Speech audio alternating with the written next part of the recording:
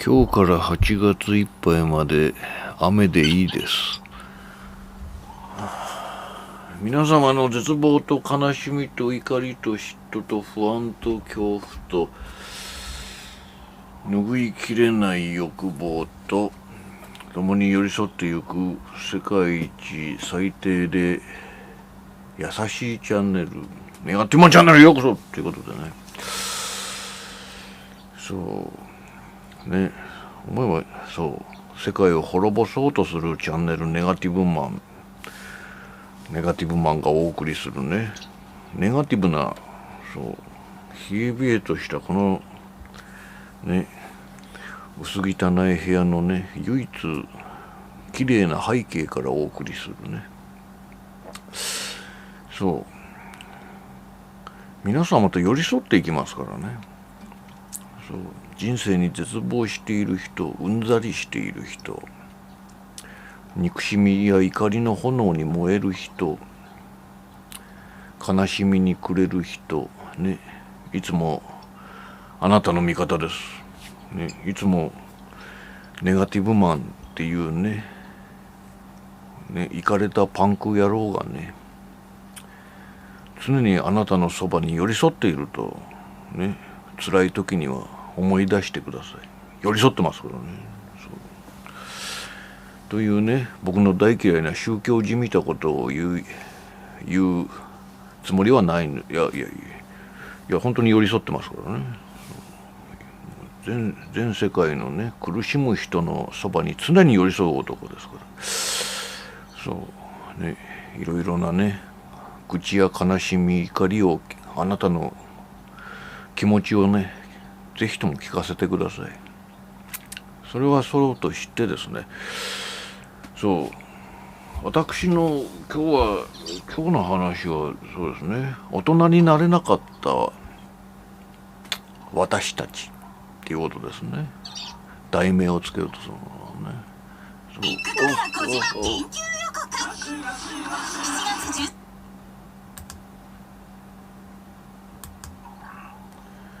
大人になれなかった私たち、僕たち、あなたたち、私たちね。そうなんです。私のね最近ここ半年ぐらいにできたなんていうんでしょうね、半年かな、1年ぐらいかな。新一という男がいましてね、私の同年代でね。新一といえばね、寄生獣の主人公だったりコナン君のね名前だったりしますけれどもね、非常に呼びやすいですよね。その男とねこの間話をしてて、そうなんですよ。なんかね、新一はね1000円札5000円札1万円札のね新紙幣を僕に見せつけてね、見せびらかして自慢してきたんですよ。それで僕もね興味がありましたから見せてもらったんですけれどもね。っていうような話をね別な人にしたらばね、まるでガキだなと、子供だなっていう話をして、頭の中が子供なんだよとね。私もね中学生のような気分でね、いつも新一とねこの間もね筋肉マンの漫画についてね、筋肉ソルジャーなんて知らねえよみたいな話をしてきたんでね、いや普通にわかるでしょっていう話を、悪魔将軍を知らないのかとかね、いやもうそこら辺は読んでねえなみたいなね、そういう取り留めもない話を、まるで中学生の頃のようななんかね懐かしい感じがしましたけれどもね。小学生の時のようなね。そうなんです。そこでハッと気づいたんですね。私も新一もねいろいろな挫折を経てね、家族も持てずね、いい仕事もねいろんな事情を経てね持てずにね、人生を失敗した男なんですね。つまり大人になれなかったわけですよね。大人が普通なら経験するようなことは何も経験しないんですね。そう、自由もないしお金もないしね、権力もない。そう、大人の振る舞いを要求されるような場面すらないわけですよね。そう、私たちはね、大人になれなかった敗残者なんですね。でもいいんです。もうね、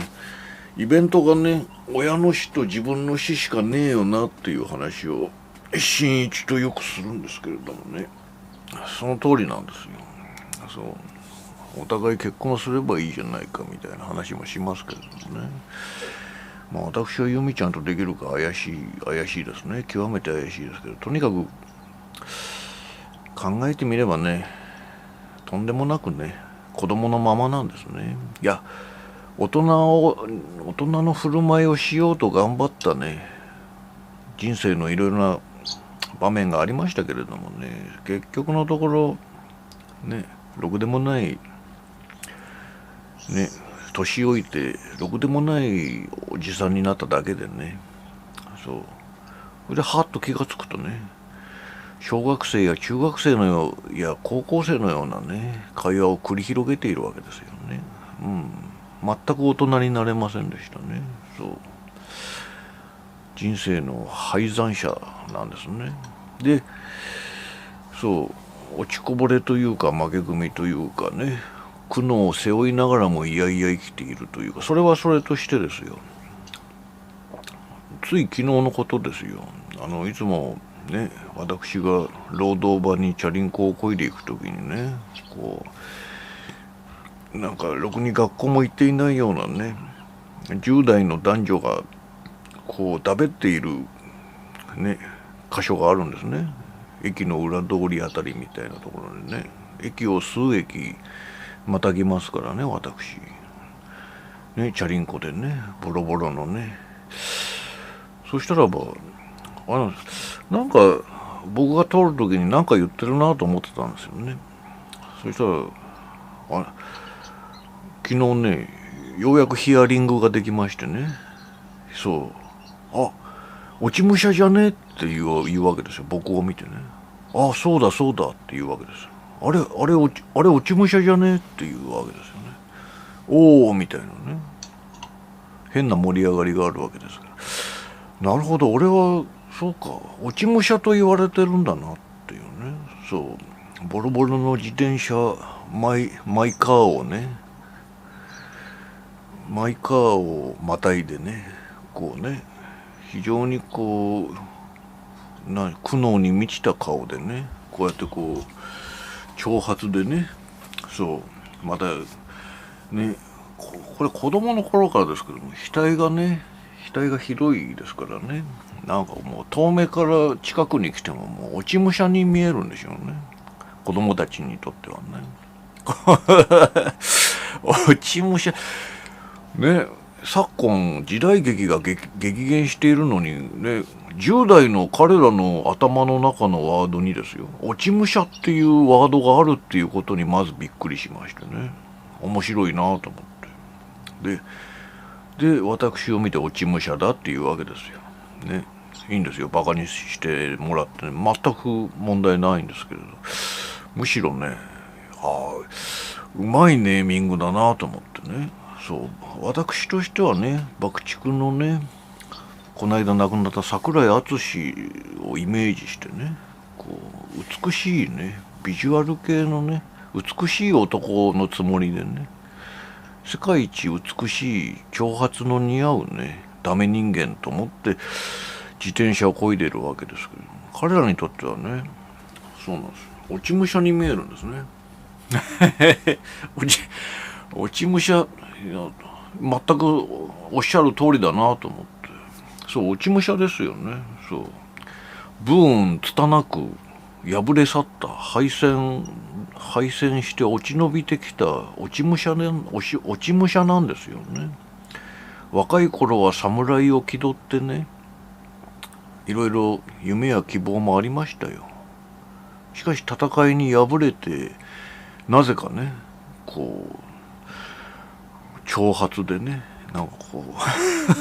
う落ち武者もうちょうど落ち武者な感じの汚いね長髪まで育ってね、そしたらもう初見で見た人はやっぱりね落ち武者に見える、もう当たり前だなと思って、おっしゃる通りですとも言いながらね、そう全くね自虐でも何でもなくってね、本当に落ち武者だなと思って、そう